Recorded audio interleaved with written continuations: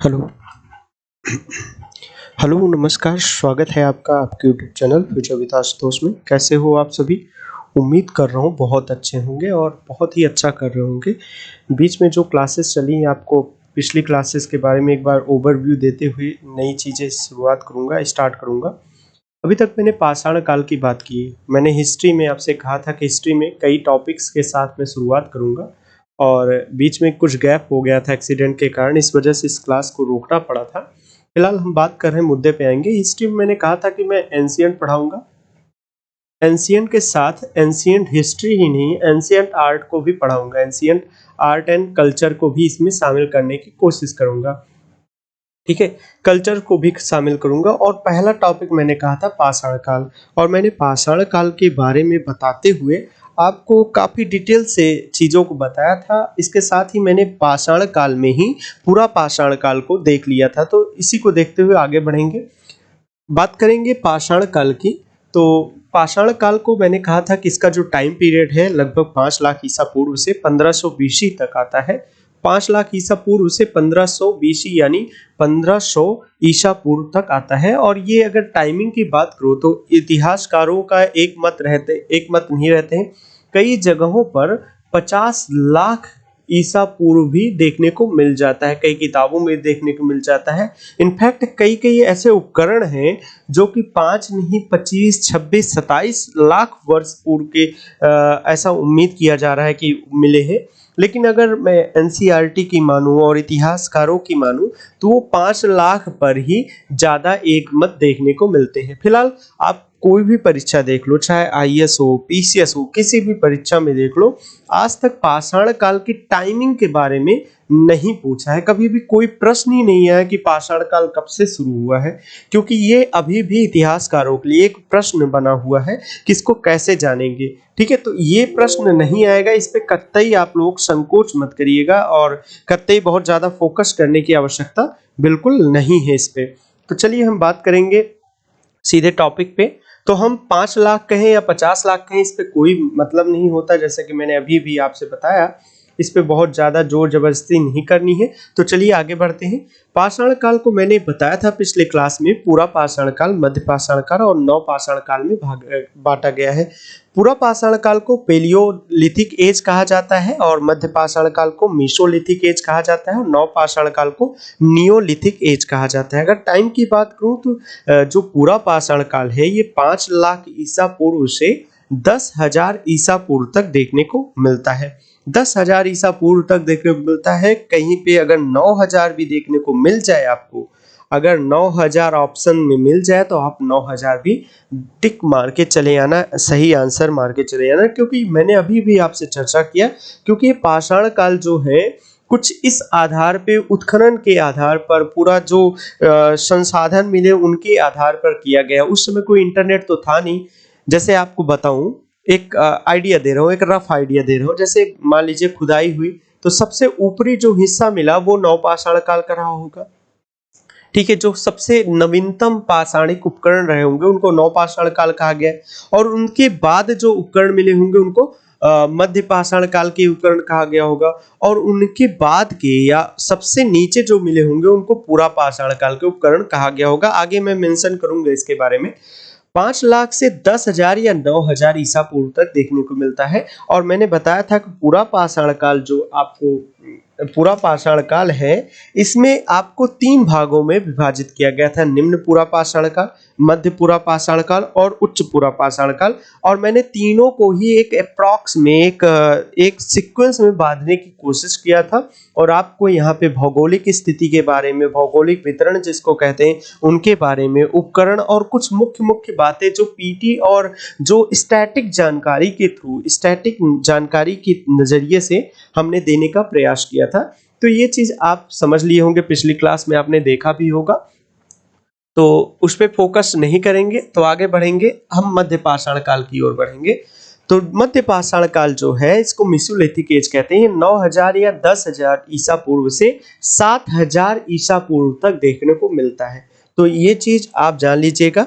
ठीक है, और अगर नव पाषाण काल की बात करूं तीसरे भाग में, नियोलिथिक 7,000 से 4,000 ईसा पूर्व देखने को मिलता है। ठीक है, तो एक बार अगर रफ आइडिया जो मैं आपको बता रहा था उसको अगर देखने का प्रयास करें तो पूरा पाषाण काल के 3 भागों के अलावा मैंने एक रफ आइडिया बना रखा है कि सबसे ऊपरी जो हिस्सा होगा नव पाषाण काल होगा 7000 से 1000 बीसी तक देखने को मिलेगा। यहाँ पे भी मैंने 4000 लिखा हुआ है, यहाँ पे 4000 भी बना सकते हैं, 4000 बीसी होना चाहिए।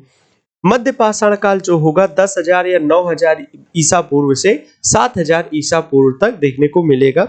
और उसके नीचे उच्च पाषाण काल, उच्च पुरा पाषाण और मध्य पुरा पाषाण और निम्न पुरा पाषाण देखने को मिलते हैं। ठीक है, तो इनके बारे में मैंने डिटेल से पिछले क्लास में वीडियो को देख लिया होगा, आपने डिस्कस किया है, उसका लिंक मैं डिस्क्रिप्शन में डाल दे रहा हूँ या आई बटन यहाँ पे जो दिख रहा है उस पर भी डाल दे रहा हूँ, या आप सीधे अगर मान लीजिए मैं भूल जा रहा हूँ क्योंकि इस टीम में मैं अकेला हूँ, बहुत सारे काम हो जाते हैं मुझे, अगर मैं भूल भी जा रहा हूँ तो आप मेरे ही चैनल पर फ्यूचर विद आशुतोष पर आप जब जाएंगे तो वहाँ पे एक प्लेलिस्ट मिलेगी जहाँ पे एंशिएंट हिस्ट्री देखने को मिलेगा, एंशिएंट हिस्ट्री की क्लासेस देखने को मिलेगी। और इनकी पीवाईक्यू मैंने ऑलरेडी करवा दिया है, एंशिएंट और मेडाइवल हिस्ट्री के पूरे पीवाईक्यू यानी प्रीवियस ईयर क्वेश्चन, पिछले साल पिछले वर्षों में आए हुए प्रश्नों को हमने करा दिया है, तो उनको आप देख लीजिएगा। उन्हीं को मैं आधार बना के ही ये सारी क्लासेस ले रहा हूँ, जिससे आपको उन चीज़ों पे ज़्यादा फोकस हो सके जिन पे प्रश्न आते हैं या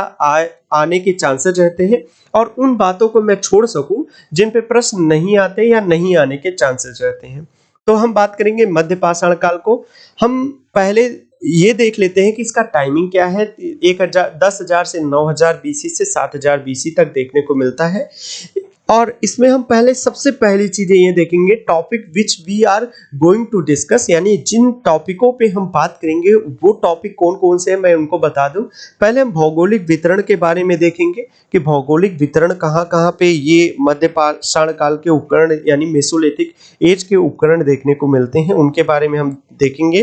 साथ ही उपकरण कौन कौन से थे उनको देखने के टूल्स देखने का प्रयास करेंगे, और कुछ महत्वपूर्ण जानकारी है जो प्रीलिम्स या स्टैटिक जीके की तरीके से जो सीधे प्रश्न आते हैं उनके तरीके से कुछ महत्वपूर्ण जानकारियां देने का प्रयास करेंगे। और आपको पता है ये सभी क्लासेस जो है एनसीईआरटी का एनसीईआरटी से उठाई जाने, इसमें अतुल्य छाप देखने को मिलेगा। आप पढ़ सकते हो 11th की जो एंशिएंट हिस्ट्री आती है, पुरानी वाली एंशिएंट हिस्ट्री, उसमें आप देखेंगे तो मेरी जो टॉपिक्स हैं वो वहाँ पे बिल्कुल एकदम हूबहू देखने को मिल जाएगा। रामशरण शर्मा वाली किताब से आप पढ़ सकते हो। चलिए, मध्य पाषाण काल की अगर मैं भौगोलिक वितरण की बात करूं, यानी जहां जहां से उपकरण मिले हैं या जहां जहां पे मध्य पाषाण काल चला हुआ है, तो उनके भौगोलिक वितरण की बात करूं तो पहला जो मुख्य क्षेत्र आता है विंध्य क्षेत्र। विंध्य क्षेत्र देखने को मिलता है, जो नाम लिख रहा हूं शांति से बिना किसी हरकत के आपको ये सारे लिख लेने हैं। ये महत्वपूर्ण है, मैं बहुत खोजबीन करके किया हूं, इनमें किसी ना किसी वर्ष पूछे हुए प्रश्न है। तो सबसे पहले विंध्य क्षेत्र में अगर मैं यूपी की बात करूं तो यूपी के एक इलाहाबाद का क्षेत्र है जिसका नाम है चौपानी मांडो। चौपानी मांडो, चौपानी मांडो देखने को मिलता है, ये इलाहाबाद में पड़ता है, जिसको अब नया नाम कर दिया गया प्रयागराज।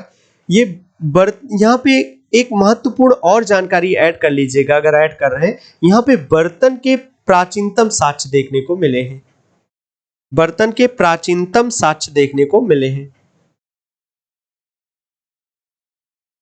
ठीक है, बर्तन के प्राचीनतम साक्ष्य, जाहिर सी बात है बर्तनों में किसी धातु का बर्तन नहीं होगा, ये मिट्टी के बर्तन होंगे, मिट्टी के बर्तन देखने का दिखा था।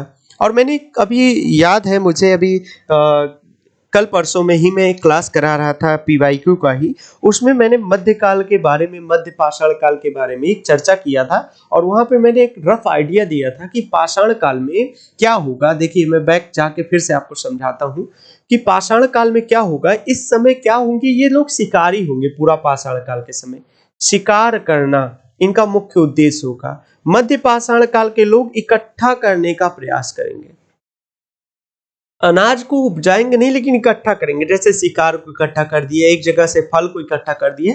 इसमें बर्तन व धारदार हथियारों का प्रयोग करना शुरू कर देंगे। ठीक है, चमकदार, पालिशदार। नवपाषाण काल में एक कृषि का उपयोग शुरू हो गया था। तो ये चीज भी आप वहां पे ऐड कर लीजिएगा। जैसे मैं बैक करके जाता हूँ वैसे ही आप बैक करके उसको लिख लीजिएगा। तो ये महत्वपूर्ण चीजें हैं जिनको आपको जानना चाहिए। यहाँ से प्रश्न पूछे जाते हैं। तो बर्तन के साक्ष्य चौपानी मांडो से देखने को मिले हैं। दूसरा शहर है यूपी का ही सराय नाहर। सराय नहर ये प्रतापगढ़ में पड़ता है। प्रतापगढ़ मेरा जन्म स्थान है। जन्म और कर्म दोनों स्थान है ये। हत्या का प्राचीनतम साक्ष्य देखने को मिलता है।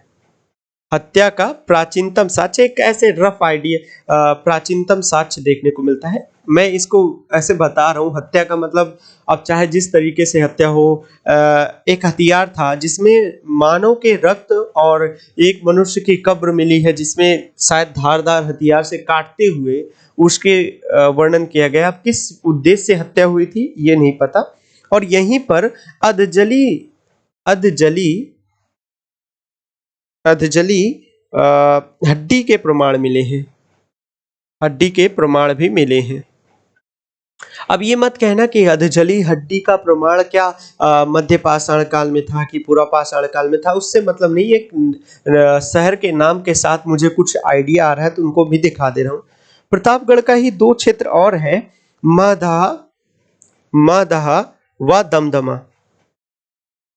महदहा और दमदमा है। यहाँ पे युगल समाधान, युगल समाधान या समाधान जो भी कहिए के साक्ष्य मिलते हैं। युगल का मतलब है कि ना, युगल का मतलब दो, ठीक है। और हड्डी के आभूषण को भी देखा गया है यहाँ पे, हड्डी के आभूषण,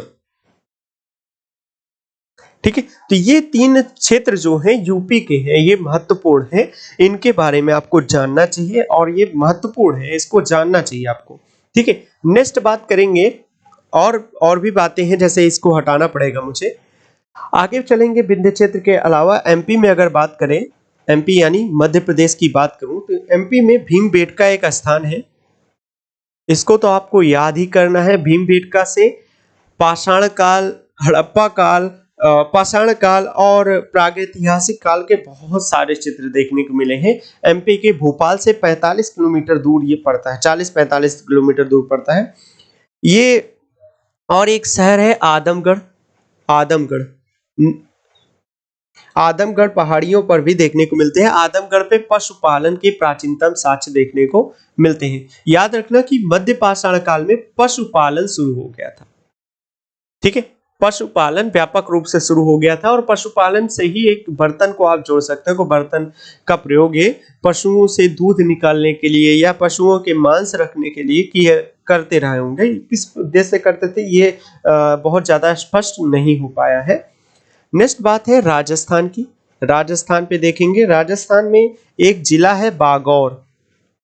बागौर से मिला है, यहाँ पे भी पशुपालन के साक्ष्य देखने को मिले हैं। तो ये कुछ मुख्य चीजें हैं। इनके अलावा आप एक नोट करके भी लिख लीजिएगा। नोट करके ये लिख लीजिएगा कि गुजरात, महाराष्ट्र, आंध्र प्रदेश, उड़ीसा और उत्तर पूर्वी भारत से भी बहुत सारे मध्य पाषाण काल के उपकरण या मध्य पाषाण काल के साक्ष्य देखने को मिलते हैं। तो उनको भी आप एक तरीके से नोट डाउन कर लीजिएगा। और दूसरी चीज, मानव जीवाश्म, अंतिम संस्कार और चित्रकला इत्यादि के भी साक्ष्य देखने को मिलता है। तो यहाँ पे जब भीमबेटका की बात की है तो यहाँ पे चित्रकला देखने को मिलता है। चित्रकला, और चित्र कैसे हुआ करते थे, कुछ इस तरीके, सॉरी ये तरीका नहीं था, कुछ इस बन ही नहीं रहा है, कुछ इस तरीके से देखने को इनके हाथ पैर ऐसे बने हुए होते थे। और अधिकतर चित्र जो होते थे वो शिकार के होते थे। शिकार को ऐसा होता था कि एक शिकार को चारों तरफ से लोग घेरे हुए रहते थे। इनके ज्यादातर चित्र देखने को मिले हैं भीमबेटका की गुफाओं में। और दूसरी चीज, महत्वपूर्ण बात और एक चीज ऐड कर लीजिएगा यहाँ पे कि यहाँ पे जो चित्र मिले हैं मध्य पाषाण काल या पूरे पाषाण काल की बात करूं, इनके चित्र जो है अधिकतर इनके चित्रों में अधिकतम जीवाश्म का प्रयोग, जीवाश्म रंगों का प्रयोग किया गया है। हड्डी से बनाया गया है, मतलब हड्डी से बनाया गया है। क्या होता था, ऐसा हुआ होगा कि शिकार करके आए, कुछ खा रहे थे, किसी पशु की हाथ पैर या किसी भी अंग को खा रहे होंगे, उनको अचानक से ऐसे पेट भरने के बाद, एक तो जानवर ही थे, एक तरीके से वो जानवर से रूपांतरित हुए थे, बहुत ज्यादा विकसित हुए नहीं थे, तो उनको ऐसे इच्छा हुई होगी कि उसी हड्डी से रगड़ रगड़ के वो चित्र बनाने का प्रयास किए होंगे। तो इस तरीके से देखने को मिला है। अब बात करेंगे नवपाषाण काल की, और ये नवपाषाण काल में बहुत सारी बातें हैं जिनको आपको जानना चाहिए। पहली बात तो है, इसको इंग्लिश में नियोलिथिक एज कहते हैं, और इसका टाइम जो है 7000 से 4000 या 5000 देखने को मिलता है। मैंने स्टार इसलिए बनाया क्योंकि टाइम पे बहुत ज्यादा अंत कब हुआ है इस पे हमको बहुत ज्यादा जोर नहीं देना है। असल में क्या होता था, जैसे आपको मैं एक भारत का मैप बना के दिखा समझाने का प्रयास करता हूँ, ध्यान से समझिएगा। ये टाइम पे मैं इतना ज्यादा गौर क्यों नहीं कर रहा हूं। जैसे ये भारत है, ठीक है, मैं बहुत अच्छा बना लेता हूं, लेकिन यहाँ पे बनाना थोड़ा संभव नहीं हो पा रहा है, ठीक है। ये भारत है अपना।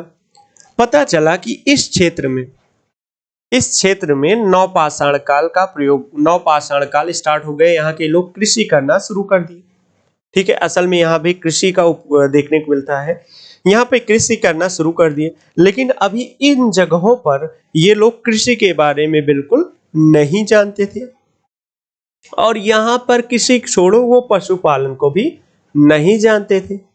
तो एक ही समय पर पूरे भारतवर्ष में, पूरे अखंड भारत की बात करूं तो पूरे अखंड भारत में कहीं कहीं जगह पे नवपाषाण काल शुरू हुआ है, और कहीं कहीं जगह पे तो पूरा पाषाण काल के निम्न चल रहा है, और कई कई जगह पे तो मध्य पाषाण काल देखने को मिल रहा है।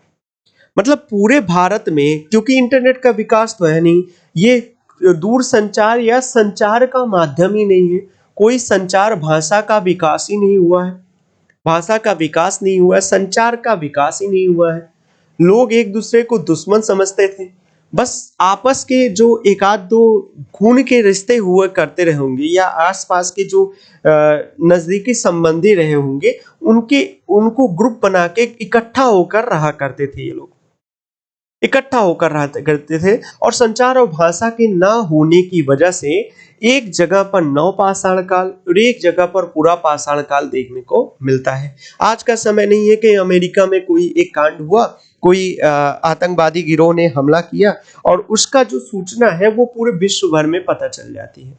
कुछ एक सेकंड के अंदर पूरे विश्व में पता चल जाती है, 1-2 मिनट के अंदर सबको पता चल जाता है। और अगर नहीं पता रहता तो कहते हैं भाई आपको पता ही नहीं है, इतनी बड़ी बात पता ही नहीं है तुमको, अभी अभी आज दोपहर में हुआ, तुमको पता ही नहीं है। जैसे अभी ब्रिटेन की महारानी का डेथ हुआ, ठीक है, अब उनकी डेथ के साथ पूरे विश्व भर में खलबली मच गई, पूरे विश्व भर में, पूरे विश्व के राजनेता ब्रिटेन जाने लगे। और सोमवार को, मतलब 19 तारीख को उनका विदाई समारोह किया गया, मतलब अंतिम दर्शन किए गए, अंतिम संस्कार किया गया। तो लोग आने शुरू हो गए, उसी दिन से आने शुरू हो गए, जो उनके सच्चे फॉलोअर्स थे या जो राजनीतिक संबंधी थे, वो सब जाने लगे। तो ये इंटरनेट की दुनिया नहीं थी उस समय, तो इस तरह के देखने को मिल जाता था। फिलहाल हम नवपाषाण काल की बात करेंगे, नाम से स्पष्ट है नवपाषाण काल। यहाँ पे गौर करना, इंपॉर्टेंट बात में लिख लेना, यहाँ पे ये लोग कृषि को जानते थे। कृषि का बहुत महत्वपूर्ण योगदान रहा है नवपाषाण काल के लिए। कृषि कैसे महत्वपूर्ण रहा है, मैं भौगोलिक वितरण के पहले कृषि से समझा दे रहा हूँ। पहले क्या हुआ करता था, पूरा पाषाण काल के लोग, फिर मैं मध्य पाषाण काल लिख दूं, फिर नवपाषाण काल के लोग। पूरा पाषाण काल के लोग सिर्फ और सिर्फ शिकार करते थे, शिकार और अनाज ढूंढा करते थे, भोजन ढूंढा करते थे। क्या करते थे, ये अकेले जाते थे और शिकार को या अनाज को ढूंढते थे। कई कई जगह पे तो ये शिकार करते थे, और कई कई बार तो ये पशुओं का शिकार हुआ करते थे। मध्य पाषाण काल के लोगों को ये समझ में आया कि अकेले रहना कठिन है, तो वो इकट्ठा होने लगे, और ये भी शिकार करते थे, और जगह जगह पे जाके फल फ्रूट जो भी पाते थे, फल पाते थे या जो भी पाते थे, उनको इकट्ठा करते थे। क्या हो रहा है ये, जो भी होता था उनको खाते थे, इकट्ठा करते थे, एक तरीके से आतंकवादी तरीके से हुआ करते थे। जिस क्षेत्र में जाते थे वहां की फसलों को, वहां के जंगल को उजाड़ देते थे, वहां के शिकारी वहां के पशुओं को मार के खा जाते थे। कुछ समय बाद जहां जाते वहां पे पशुओं की संख्या कम हो जाती, जाहिर सी बात है, या तो छोड़ के भाग जाते या तो जो दिखते उनको सबको मार के ये लोग खा लेते थे। और पेड़ पौधों को ये लोग खाते थे तो तोड़ देते थे। नवपाषाण काल के लोगों के साथ क्या हुआ कि इनको कृषि का ज्ञान हो गया। इकट्ठा होना तो सीख ही लिया था, कृषि के ज्ञान से उनको पता चला कि क्या मतलब भोजन की तलाश में कहीं और जाने की आवश्यकता नहीं है, हम अपने पास ही भोजन को बना सकते हैं या उगा सकते हैं। कृषि के आविष्कार ने मानव की जीवन में बहुत ही महत्वपूर्ण एक क्रांतिकारी परिवर्तन ला दिया। और इस कारण से नवपाषाण काल के लोग क्या हुए, इकट्ठा रहने लगे और बस्ती बसने लगी, बस्तियां बसने लगी और एक सभ्यता का विकास होने लगा। मध्य पाषाण काल के लोगों तक मैं कोई सभ्यता नहीं मानता, लेकिन नवपाषाण काल के लोगों के अंदर एक संस्कृति या सभ्यता का विकास शुरू होने लगा। ठीक है, समझ पा रहे होंगे मैं जो समझाने की कोशिश कर रहा हूं। अब हम देखेंगे भौगोलिक वितरण की, यहां से प्रश्न भी आते हैं। तो सबसे पहले हम बात करेंगे उत्तर पश्चिम भारत की। उत्तर पश्चिम भारत में देखेंगे तो सबसे पहले बात आएगा मेहरगढ़, इंपॉर्टेंट है मेहरगढ़, बहुत ही इंपॉर्टेंट है, यह बलूचिस्तान में है। इसको आप इंपॉर्टेंट नहीं, मोस्ट इंपॉर्टेंट लिस्ट में डाल देना। यहां से प्रश्न आते हैं। यहां से क्या है, कृषि का प्राचीनतम साक्ष्य देखने को मिला है। कृषि का प्राचीनतम साक्ष्य देखने को मिला है। प्राचीनतम साक्ष्य, इस पे मैं डिटेल से चर्चा भी कर चुका हूं, करूंगा भी, अभी आगे की वीडियोस में मैं चर्चा करूंगा। और मैंने जब आपको पीसीएस के जो पीवाईक्यू कराए हैं उसमें मैंने बताया है कि मेहरगढ़ के कितने प्रश्न आपको दिखाया है या कराया हुआ है। उसमें बहुत सारी छोटी छोटी डिटेल्स जो मैं क्लास में नहीं दे सकता हूं उनके बारे में भी बताया हुआ। तो वहां पे आप जाके ये जो पीसीएस की क्वेश्चंस की सीरीज चलती है शाम को 6 बजे, उसको आप जरूर देखा करिए। उसमें आपको बहुत सारी नई नई जानकारियां देखने को मिलती हैं और बहुत सारे तथ्य देखने को मिलते हैं, और अपने आप को एनालिसिस कर सकते हो क्योंकि प्रश्न रहते हैं पीसीएस के और आईएएस के। ठीक है, लेवल 1 इसको मैं कहता हूं या इजी नंबर 1 कहता हूं, क्योंकि इसके प्रश्न काफी इजी रहते हैं। चलिए, कृषि का प्राचीनतम साक्ष्य मेहरगढ़ से मिला है। यहीं पे गेहूं और जौ के प्रथम साक्ष्य मिले हैं। गेहूं जौ के प्रथम साक्ष्य मिले हैं और कपास का भी मिला है। कपास का भी प्राचीनतम साक्ष्य मिला, लेकिन मैं इसको स्टार बना रहा हूं क्योंकि कपास की जो खेती हुई थी वो हड़प्पा कालीन स्थल में देखने को मिला है, और उसके बारे में मैं बाद में डिटेल्स बात करूंगा। एनसीईआरटी ने साफ तौर पर, एनसीईआरटी में रामशरण शर्मा ने साफ तौर पर एक शब्द लिखा है, एक लाइन लिखा है, मैं रिवील नहीं करना चाहता हूं क्योंकि वो चीजें जब आप हड़प्पा पढ़ोगे तो मजा आएगा। वहां पे आप एनसीईआरटी में लिखा है रामशरण शर्मा ने कि हड़प्पा कालीन एक स्थल से एक मोती के अंदर कपास देखने को मिला है, और ये सबसे प्राचीनतम मानते हैं कि प्राचीनतम थे जिन्होंने कपास किया था। इस पे एक अलग से मैं बात करूंगा जब मैं हड़प्पा बात करूंगा, इस पे अभी नहीं बात करेंगे। ठीक है, जौ के भी साक्ष्य देखने को मिले हैं। यहीं से खेती करना सीखे थे ये लोग, शायद हड़प्पा के लोगों से खेती करना सीखे थे ये लोग, हड़प्पा के लोगों से खेती करना सीखे थे शायद। क्योंकि देखिए अब ये टाइमिंग जो चल रही है, हड़प्पा कब से शुरू हुआ है और इसका टाइमिंग लगभग ओवरलैप करने वाला है। 100-200 साल की बात है। उस समय हड़प्पा काल के लोग शायद ऐसे ओवरलैप होने की चांसेस लगते हैं कि हो सकता है ओवरलैप हुआ रहा हो। लहरादेव स्थान से कृषि का प्राचीनतम साक्ष्य जोड़कर भी देखते हैं। ठीक है, उसके बारे में भी देखेंगे। एक बात है, नेक्स्ट है, यहाँ पे एक और क्षेत्र देखने को मिलता है विंध्य क्षेत्र में, ये भी इंपॉर्टेंट है विंध्य क्षेत्र का, लिख लीजिएगा। विंध्य क्षेत्र में एक कोल्डी हवा देखने को मिलती है, कोल्डी हवा।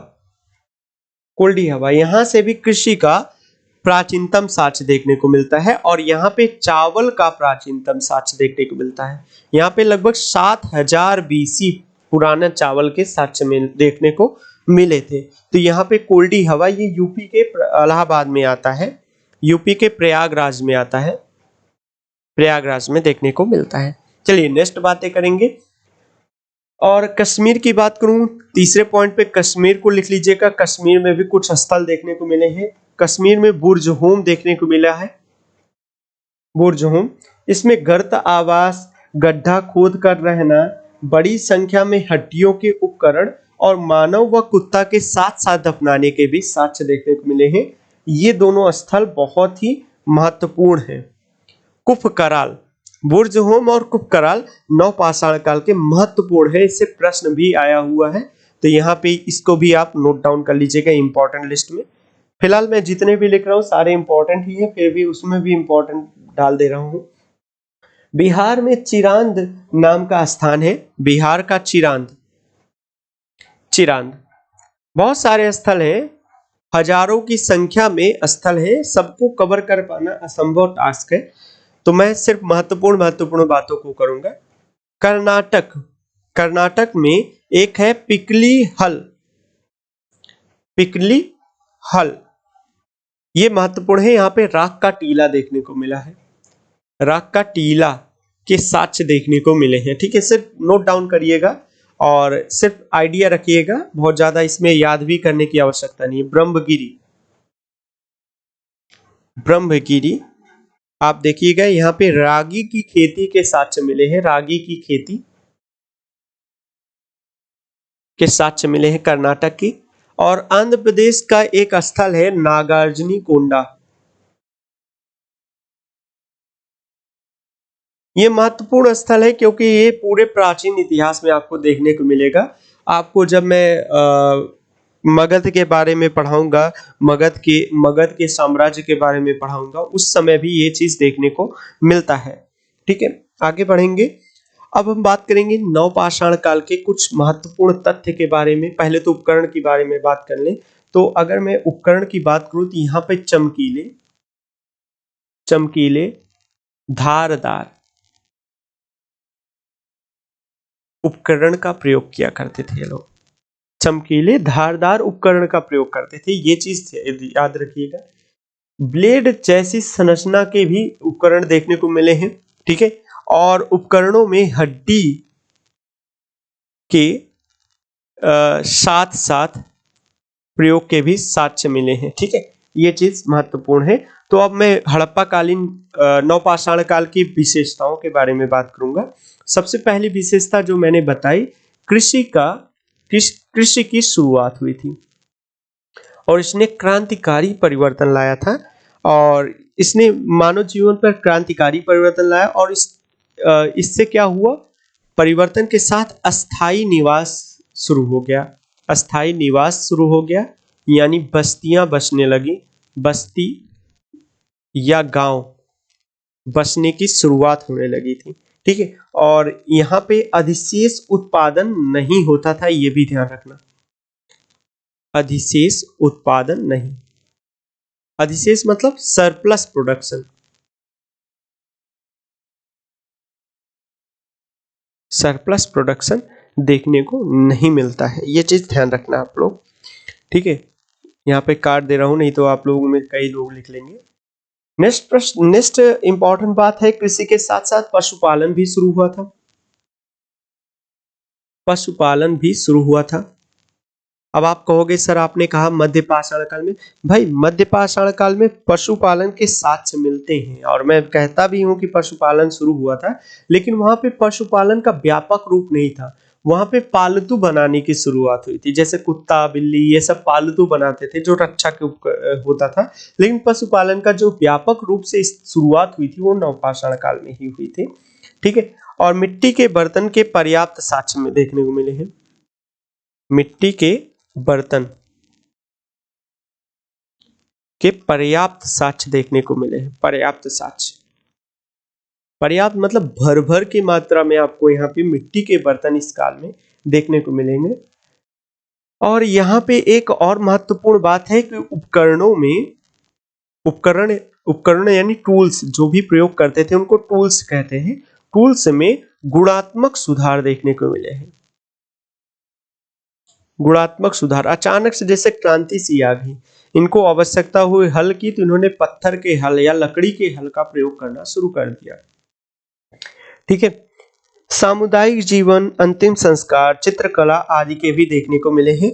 और एक महत्वपूर्ण क्रांति लाई थी पहिए का आविष्कार। पहिए का आविष्कार इसी काल में देखने को मिला था। ठीक है। यहाँ पे पशुपालन की शुरुआत, कृषि की शुरुआत, पहिए का आविष्कार, तीनों चीजें एक ही साथ लिख रहा हूं, इसको आप देख लीजिएगा। एक प्रश्न जो दिमाग में मेरे आ रहा है, आपको मैं मेंस के पॉइंट ऑफ व्यू से देखने का प्रयास करूंगा। और रुक जाइए, अभी कुछ और बातें भी हैं, इंपॉर्टेंट है। ठीक है।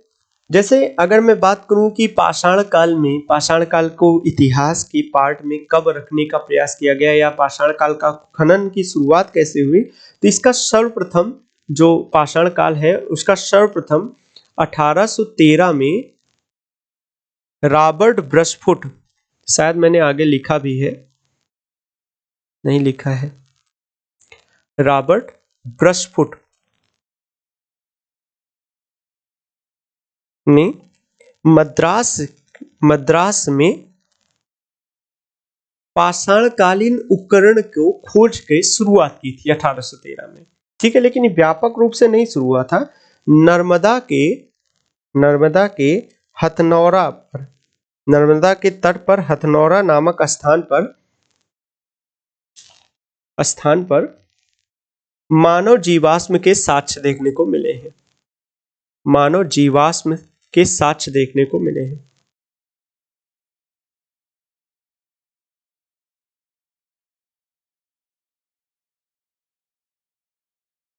मानव जीवाश्म के साक्ष्य नर्मदा के हथनौरा पर। अब आपको मैंने पिछली क्लास में भी बताया था, इस क्लास में भी बता रहा हूं कि ये जो काल है यहाँ पे मानव जीवाश्म के साक्ष्य नहीं देखने को मिलेंगे, अपवाद को छोड़ के। अब मैंने 5 लाख लिया, मैंने कहा ना कि यहाँ पे टाइम जो चल रहा है इस समय किसी का जोर नहीं है।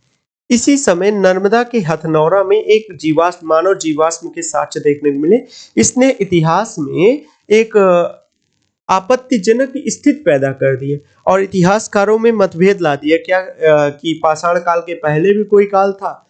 तो इसके बारे में भी काफी डिटेल में बातें नहीं करेंगे हम, क्योंकि इस पे कोई सवाल नहीं है। अभी इस पे रिसर्च चल रहा है क्या पाषाण काल के पहले भी कोई काल था या कोई ऐसा काल था जहाँ पे मानव की उपस्थिति देखने को मिली है। काल तो बहुत सारे आए हैं। पृथ्वी की उत्पत्ति के बाद कई वर्ष तो पूरी पृथ्वी बर्फ से ढकी रही, जिसको हिमयुग कहा गया।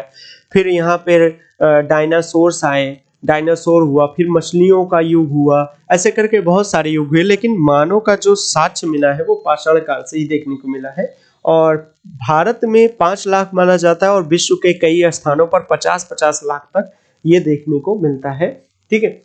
ये चीजें भी देखने को मिलती हैं।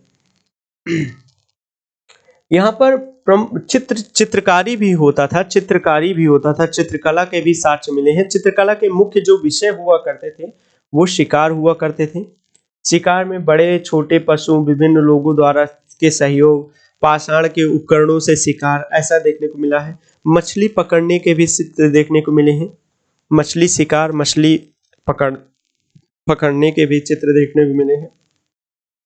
अंतिम संस्कार के चित्र पत्थर के उपकरणों में देखने को मिले हैं। तो ये सब चीजें आपको देखने को मिले हैं। जो अंतिम बात है आज के सेशन की, आज की क्लास की, मुझे उम्मीद है आपको सारी चीजें समझ में आ गई हैं। अगर नहीं समझ में आया तो आप कमेंट करिएगा, कमेंट सेशन में आप कमेंट कर सकते हो। ये थोड़ा टॉपिक ना बोरिंग सा है, ये बड़ा लंबा टॉपिक है। और एक चीज मेरी हमेशा याद रखिएगा कि जैसे पाषाण काल की मैं जितनी शॉर्टकट में बता रहा हूँ, इतना शॉर्टकट में है नहीं। इसको खोजने में बहुत साल लगे, बहुत सालों की मेहनत के बाद ऐसा देखने को मिला था। ऊपर से एक चीज और ध्यान रखिएगा, ये जो पाषाण काल है, पाषाण काल का एक स्थल, कोई भी एक स्थल अगर आप जानकारी इकट्ठा करेंगे तो आपका पूरा जीवन एक ही स्थल के अध्ययन में बीत सकता है। तो हमको पूरा जीवन एक स्थल पे नहीं बिताना है, हमको अपनी परीक्षा को पास करना है, हमको एक जानकारी रखना, नॉलेज की तरीके से पढ़ना है। तो हम इसको शॉर्टकट करने की कोशिश किए हैं, ठीक है। अब मेरा आज का जो प्रश्न है, क्वेश्चन है, आप अगर मेंस के लिए आप आंसर राइटिंग करना चाहें तो मैं आपको एक प्रश्न देना चाहूंगा यहाँ पे। पाषाण कालीन, मैं लिख दे रहा हूं, पाषाण कालीन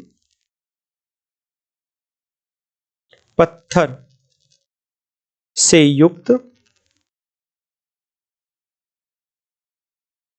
पाषाणकालीन पत्थर से युक्त कला उस दौर की संस्कृति को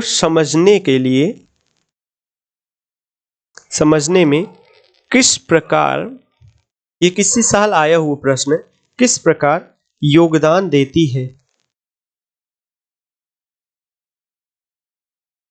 स्पष्ट करें। 250 अंकों, 250 अक्षरों में लिखना है, शब्दों में लिखना है आपको, ठीक है। आप ये चीज मुझे टेलीग्राम पे भेज सकते हो, मैं आपके टेलीग्राम पे या आप मुझे इंस्टाग्राम पे भेज सकते हो। तीनों के नाम एक ही है, फ्यूचर विद आशुतोष। तीनों के लिंक आपको नीचे डिस्क्रिप्शन में मिल जाएंगे। सभी जगह पे टेलीग्राम पे जुड़ जाइए, ज्वाइन हो जाइए, और जगह पे फॉलो कर लीजिए, इंस्टाग्राम पे और फेसबुक पेज पे, और अगर चैनल को सब्सक्राइब नहीं किया तो सब्सक्राइब कर दीजिए। बस मिलते हैं नेक्स्ट क्लास में नई ऊर्जा के साथ। आपकी जो पीवाईक्यू की क्लास है वो चल रही है, उनको देखने का जरूर प्रयास करिए। बहुत बहुत धन्यवाद।